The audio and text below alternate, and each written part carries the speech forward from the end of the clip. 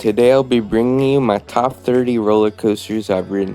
It's been a few months and 2 major trips since I've ranked my favorite coasters. Not only that, but I've had some time to really think about if I wanted to make any order changes with the last video I did on this. And my next one I'll be doing is a top 50, and that will come out after my next big trip, my East Coast one. So that video will come out in around mid-August. But anyway, in my vlogs I've said thoughts about some rides that do change, that might rank different from where I initially put them, so just a heads up. I've done 174 roller coasters within the United States and Canada, so here are my favorite 30 coasters, or currently my top 17%. Number 30 is Thunderhead at Dollywood. This is my favorite coaster by GCI, and my favorite coaster made entirely of wood. It's my third favorite at Dollywood. Anywhere but the front, it's not great, to just alright, but in the front, it's an incredible ride. You go flying into your restraints. The seats allow that to happen. They're very comfortable. It's not the smoothest, but it will provide you with some awesome airtime pops in the front row. This ride does drastically change from row to row. One row can make a difference, just a heads up. Back or middle row is stopping this from being any higher. Try to get the front on Thunderhead when you're at Dollywood. It's an awesome experience. Number 29 is Cheetah Hunt at Busch Gardens, Tampa. This is probably my favorite coaster at Busch Gardens, Tampa. It's kind of a family coaster, but the drops and launches are really fun. You also get awesome butterflies on this ride, especially on the first drop. The end has a nice jolt of lateral and negative forces, and it's overall just a very unique experience. It's a fantastic night ride. I love this coaster. It doesn't deserve some of the hate it gets. The restraints do suck, but it's a very fun ride.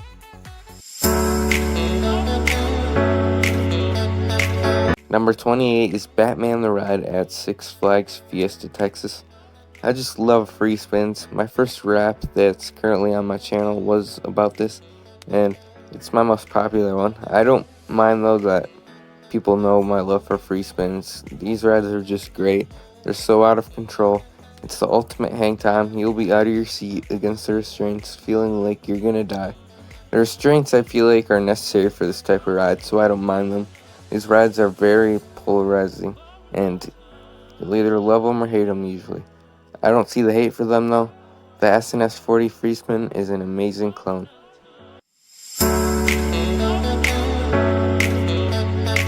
Number 27 is Joker at Six Flags Great Adventure. You might call this recency bias why I have this higher, but it did feel like it did more, and I have more of a memory, so this is higher.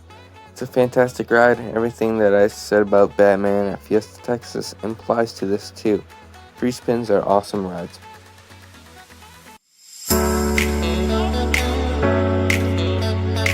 Number 26 is Nitro at Six Flags Great Adventure. I really like this coaster. It's pretty rough, especially in the back row, and it's my least favorite B&M hyper coaster, but it's still pretty fun. I like the drop and love the setting. My favorite part was the finale. The very last hill was pretty fun. It had some really nice butterflies. Sure, it didn't have too much great airtime, but the pop into the mid-course actually did. The helix was intense too. I like this coaster a lot, despite it being my least favorite B&M hyper. I rode it a lot, 20 times in total. It didn't have much of a line, and was extremely reliable. So yeah, I can see why it gets hate for sure, but it's a fun ride.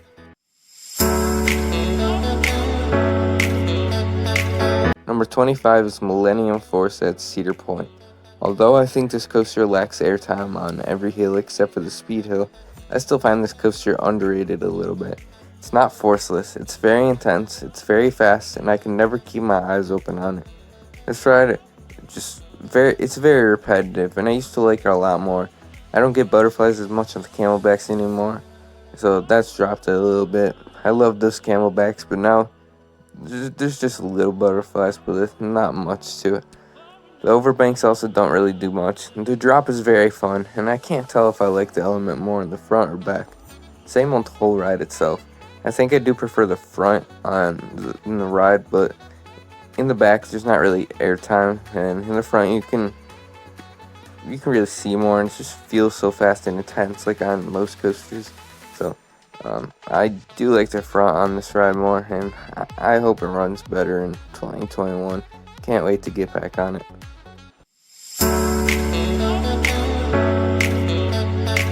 Number 24 is Ravine Flyer 2 at Waldemere. It's made by Gravity Group, my favorite Woody manufacturer. It's my favorite Gravity Group I've done. That's without having ridden the Voyage yet. The back row is absolutely the way to go on this. Some enthusiasts say the airtime is better in the front, but I disagree. The airtime hills are better in the back to me, and the whippiness on the drop in the back is insane. It's one of my favorite first drops out there. It has whip, butterflies, and strong flow ejector airtime, arguably ejector. It's insane. The setting is awesome. It has a pretty strong layout. Other than before the second big hill, it's paced pretty well. Speaking of the second drop, that's also an awesome element. The speed hills over the highway are awesome, and this was my first thrill coaster, so I really like it for personal reasons too.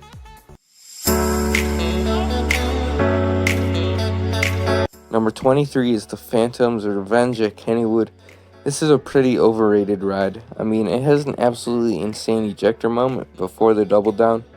The hill before it is good too, and the hill before that, but you can't call the pacing good. It's bad, and it is very fast and intense, so I don't really think that's anything special like a lot of people do.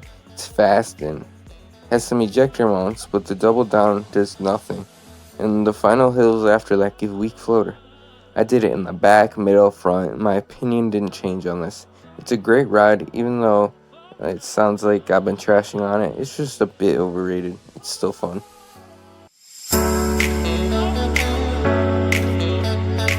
Number 22 is Top Thrill Dragster at Cedar Point. This ride has my favorite launch of all time. It's insane. It has lap bars, and the launch is very sustained. Front row is how to ride this coaster. It has a rattle, but that's more of how fast it is before the top hat. This ride is just extremely short, which keeps it from being even higher on this list. The straight track at the end is very fun, because you can feel the speed, but it's not the best possible ending they could have had, which I will talk about with the next coaster. And this ride could be better than the next coaster I will talk about once I go back there at the beginning of September.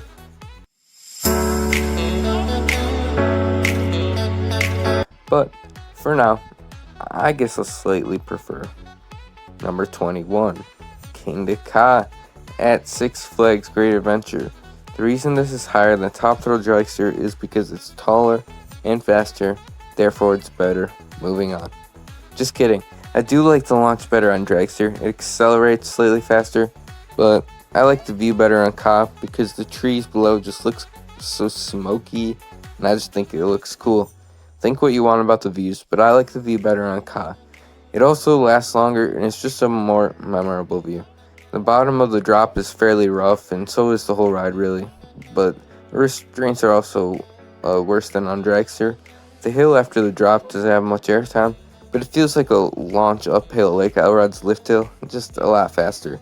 Ka and Dragster are really tied, but Ka is more reliable, it's more memorable, and right now I rank it slightly higher. Number 20 is Storm Runner at Hershey Park. This ride is very short, but very sweet. I prefer back row on this ride. The launch is obviously better in the front, but the airtime on the drop, the flying snake dive entry are more insane in the back. My first ride, I was slightly disappointed because of the lack of elements, but the second ride was absolutely incredible. I was on a video call for Instagram. My last ride on it was kind of ruined because while I was in the station, soon to get on, word got out that El Toro had derailed, so I was in a terrible mood. I can't really judge this ride based on that, but it's still part of what I remember with this coaster. I still don't think it would really move up a lot, but the elements it has are insane, but that's like 4. Despite it having such a limited layout, I love it. Number 19 is Goliath at Six Flags Over Georgia. This is a pretty good B&M hyper. It's on the lower side of B&M hypers I've done, but it's still a very fun ride. The finale really puts this ride in my top 20. It's a pretty strong series of elements. The drop really hurts this ride though. That's not very good. The Camelbacks are solid for a B&M Hyper. I wish it felt like Diamondbacks, even Mako or Candymoniums, but they're alright. The Helix is very fun. I like that intensity moment on a B&M Hyper, so it was fun. The setting isn't that great, and it doesn't have staggered seating, so these are a few more cons with it. I think every coaster over Georgia has dropped a little bit just because they remind me of how bad the atmosphere is at the park. It's unfortunate, but I still love the ride. It gives some nice airtime at the end, and I don't think it's anywhere near the best B&M Hyper, but it's still an extremely fun ride.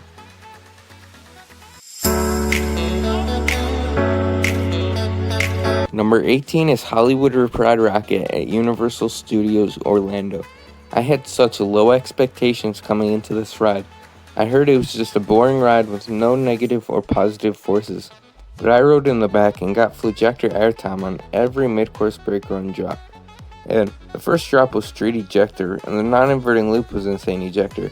I don't care about the pacing with the MCBRs, because it has insane ejector airtime and a bunch of moments of really good airtime. Its cons are its pacing and it has a rattle, but the negative forces are enough to make me call this an awesome coaster. I only did it once, but the one ride I did was awesome, and it's one of the most underrated coasters I've ridden.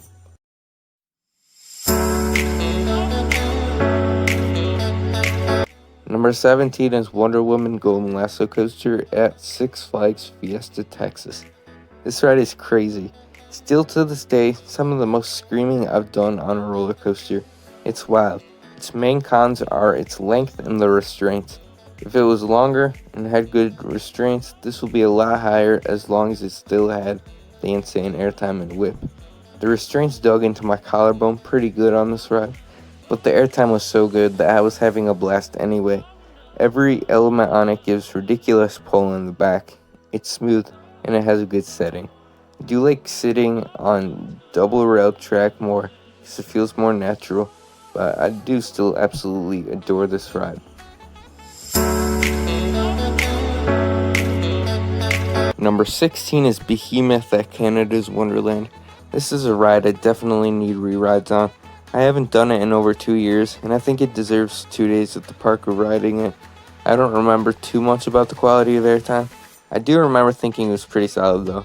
It had butterflies, the drop was good, and the finale was really good. It also has staggered seating, which I love. But as far as the ride itself, I don't know if anything would change now that I consider myself an experienced enthusiast. It might, which is why you really need to take that into consideration. I do think this will be number 16 right now, and that's how good I remember it being, so that's where it ranks.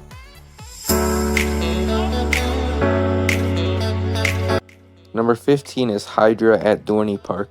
This will forever be one of the most underrated coasters in my eyes. The JoJo roll to start is amazing.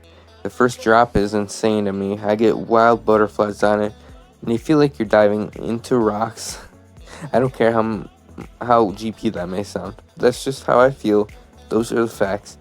The inversions have some decent hang time and whip as well. I don't remember the smoothness, but it wasn't anything noticeable as far as a rattle, so that's not even worth mentioning. This is by far the best coaster at Dorney. It's one of the best in Pennsylvania, and it's a top 15 coaster I've ridden at the moment.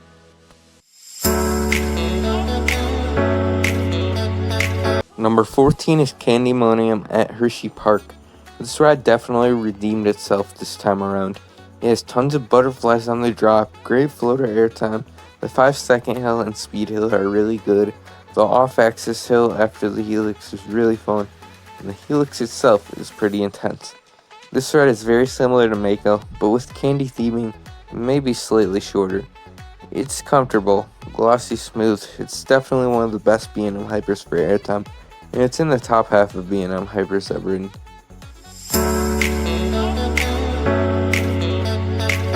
Number 13 is Mako at SeaWorld Orlando. The reason I rank this higher than Candymonium is because it doesn't have seatbelts, and the 5-second hill and speed hill are better. The drop definitely isn't as good, and the finale is worse. The airtime is pretty good. The 5-second hill, the first drop, and speed hill are the best moments of the ride. I love them. The hill before the finale gave me butterflies, and Even though I think this coaster is overrated overall, it didn't disappoint me, and I really enjoy it.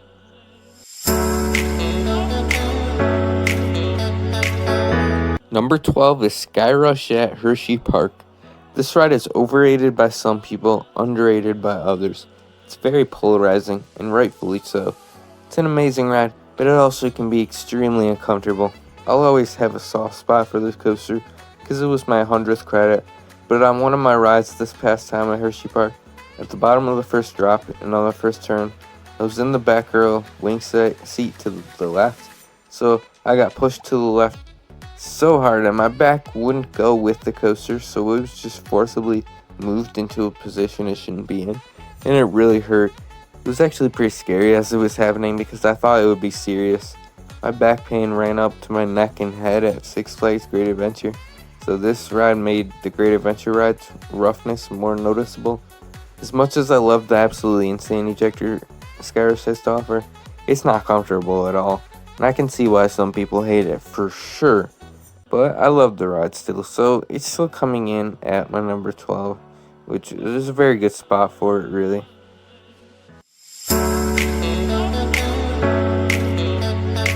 We got another Intamin hypercoaster, and number 11 was Ride of Steel at Six Flags Darien Lake. It's alright, it got me. It's finally outside of my top 10. This coaster is really just an awesome ride though. I love the drop. It's always had really good butterflies. The first turn is awesome, very intense. The helixes are intense as well, especially when you put your head up or back. I definitely recommend trying that. The ending has some really good mild ejector moments, and the third hill is just wild. It gives strong sustained ejector. In the front, it's solid. I actually remember that element being better in the front, but it is best in the back. You just get more pull in the back, and there's really no bad row on this ride. I mean, the front and back drastically improve the ride experience over the middle rows, especially the back. But you should find this ride good no matter what, as long as it isn't crawling or opening for the first time in 2 seasons.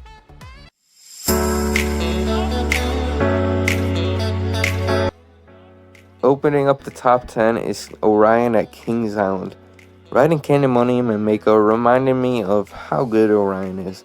It has a very similar layout, but bigger, so I put it higher. It's an awesome ride. Really, this ride to me feels like a bigger version of Candymonium, more so than Mako. It has some good airtime. The drop is like a longer version of Candymonium, and I'm in love with that drop. The ending is also insane, that off-axis hill. It's pretty short, but it packs a punch. If you hate on this ride, again, I kind of see why, but I think this was a great addition to Kings Island. It does feel different to Diamondback, and it's my favorite gig coaster that I've currently ridden, although that'll probably change soon. For now, though, Orion can embrace being my favorite Giga.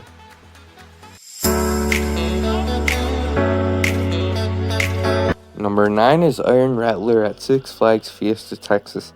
This ride is still in my top 10. It's just a great ride. I've seen people overrate this and underrate this. I've seen more people overrate it because it only has like 2 good elements.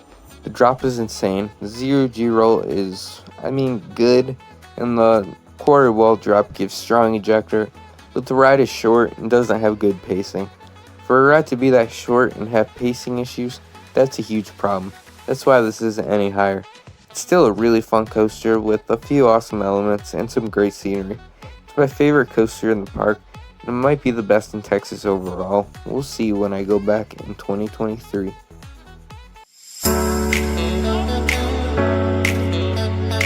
Number 8 is Jersey Devil Coaster at Six Flags Great Adventure. So this ride is an interesting one. I got 21 rides on it in 3 days. I got front once, row 4 once, row 5 once, row 9 once, row 10 a couple times, row 11 a couple times, and row 12 a majority of the time. The ride experience really changes depending on what seat you're in. In the front, it's actually not as bad as I was expecting. The first turnaround is kind of boring in the front, but even the first drop wasn't that bad in the first row. But I remember this coaster best from the back row. so I'll be talking about it from that perspective. It has insane whip through the drop-in hills. The front is better for the dive loop, but the rest is whippier in the back.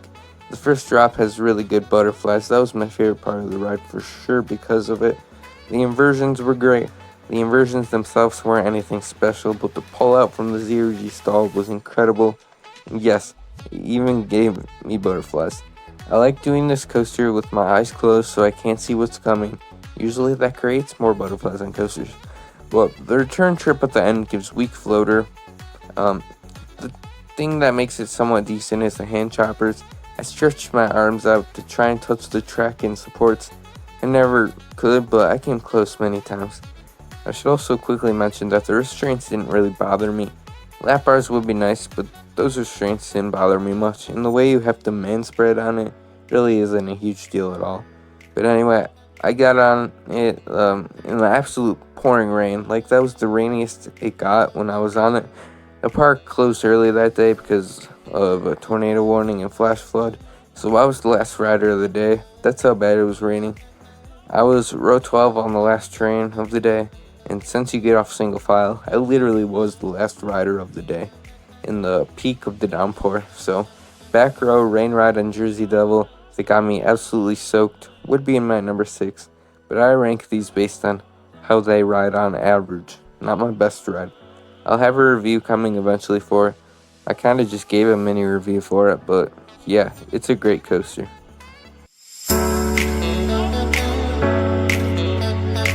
Number 7 is Twisted Cyclone at Six Flags Over Georgia. I did have this below Jersey Devil, but I changed it because it does have more elements. The elements it has are absolutely insane, and I was blown away after my first ride. The drop isn't as good as JDC's, but it's just incredible still. The inversions are extremely fun. The airtime is more powerful than JDC's for sure. The ride doesn't have a setting, which I do value, and this ride doesn't have as much butterflies. But on the drop, I still feel them a little, and on the ejector hill before the 0G roll. The wave turn is also like Jersey Devil's ending, just steeper and gives ejector. I don't know when I'm gonna get back to Six Flags Over Georgia. It's one of the very few parks in America that I don't have a time frame for. Maybe I'll go back in 2024. We'll see. So I'll have some good memories of this coaster for a few years. It has insane airtime, and it's an awesome ride.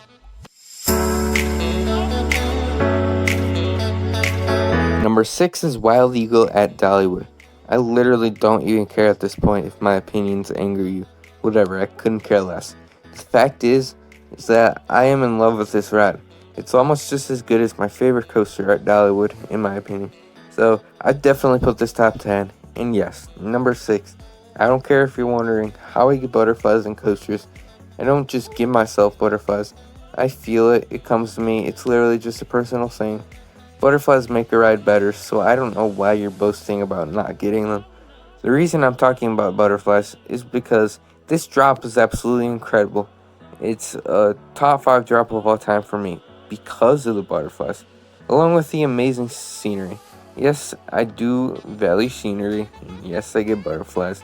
That's why this drop is so amazing, and the drop is sustained as well. You also get a little airtime on it, and if you want to laugh about me liking scenery and butterflies, go right ahead, but at least I'm enjoying what the ride has to offer instead of complaining about something.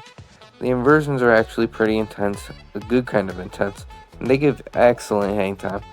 The helix is forceful as well. It has a rattle, but it doesn't hurt the ride for me one bit. The ride layout also really doesn't feel too short, despite what people say.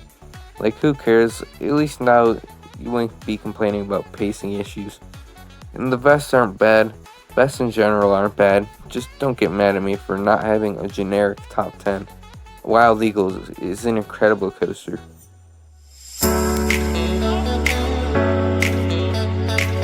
Kicking off the top 5 at number 5 is Maverick at Cedar Point. I think this coaster is still a little underrated by some people. Maybe it just gets overshadowed by Steel Vengeance, but I've been in love with this coaster ever since I first rode it. The restraints are the only con I have with this ride, and I figured I'd get that negative out of the way first. This ride does a whole lot of good though, a whole lot. The first drop is just insanity. It whips you in every single row you're in. I think it's the strongest airtime on a single first drop I felt. Then it gives insane laterals on the snappy turns. The first airtime hill gives some awesome butterflies, and the second one gives incredible ejector. The inversions have always been awesome. The Stengel dives are so out of control, and the second launch from a dead stop on Maverick is my second favorite launch of all time, and easily challenges Top Throw Dragster for my number one launch. I like it better than King Naka's launch, which is my third favorite launch overall. Maverick is just a different breed, and I wish I could have put it higher, but there's just so many incredible coasters I've ridden.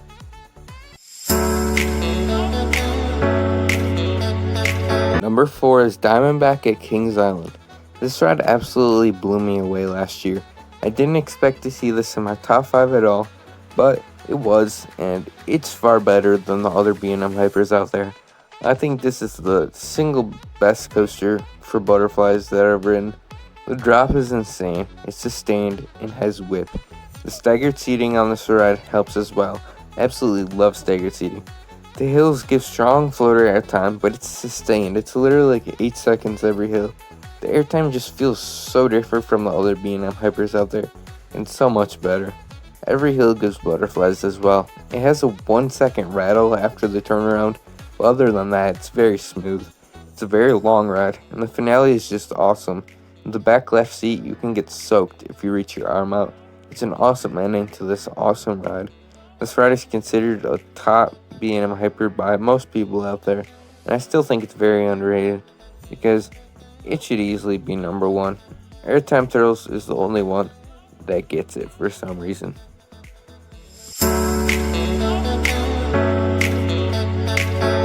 Number 3 is Lightning Rod at Dollywood. The last time I made a list like this, Elrod was at number 1, and I've ridden the new coasters since then that beat it, but there's another coaster I already rode that I decided to put over Elrod. The Lightning Rod is still so legendary, obviously. It has so many incredible moments of ejector airtime, it's relentless, the pacing is incredible, it has moment of butterflies, not as much as I'd like, but the second twist and shout does have some. That is my favorite element of the ride because of the sustained sideways ejector airtime. It's one of my favorite elements of all time. There's a few moments on the ride that are some of my favorite elements of all time. The ride is worse in 2021 than 2020, not just because of the scenery, but the ride is slightly worse itself, I guess. Either way, I know why so many people have it as their number 1. It's just way too good. But 2 other coasters are just way, way too good. So let's move on to the top 2.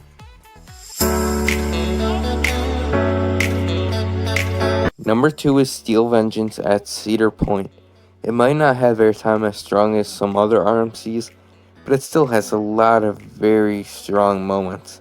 It has my favorite element of all time, the first drop. The top hat has ejector, the outer bank has sustained weak ejector. The inversions are awesome, the wave turns are awesome, it's relentless, it's long, and still has good pacing. This ride is just insane. I definitely have a soft spot for it. I had it as my number 1 for the longest time. This ride gets way too much hate nowadays.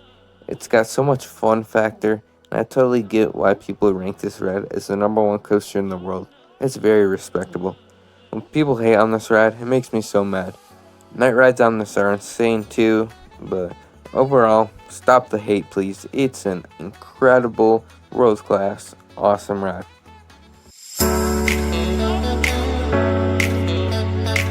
And my number 1 roller coaster is Velocicoaster at Universal Islands of Adventure. I can talk about what makes this ride the best for like a whole lifetime without stopping. It has everything you could ever want in a coaster. Airtime, intensity, butterflies, theming, setting, pacing, comfort, duration. There's nothing that this roller coaster does bad. It has the best inversion of all time with the Mosasaurus roll, and it has some insane ejector airtime moments like the outer bank, the pullout of the Immelman, this twisted hill, this random turn, the top hat, the wave turn, the final hill, and pop into the brakes. I honestly think this ride is so underrated because not everyone ranks it as their number 1. I hyped this ride up as high as possible and it exceeded expectations. I don't know how that's possible, but it happened.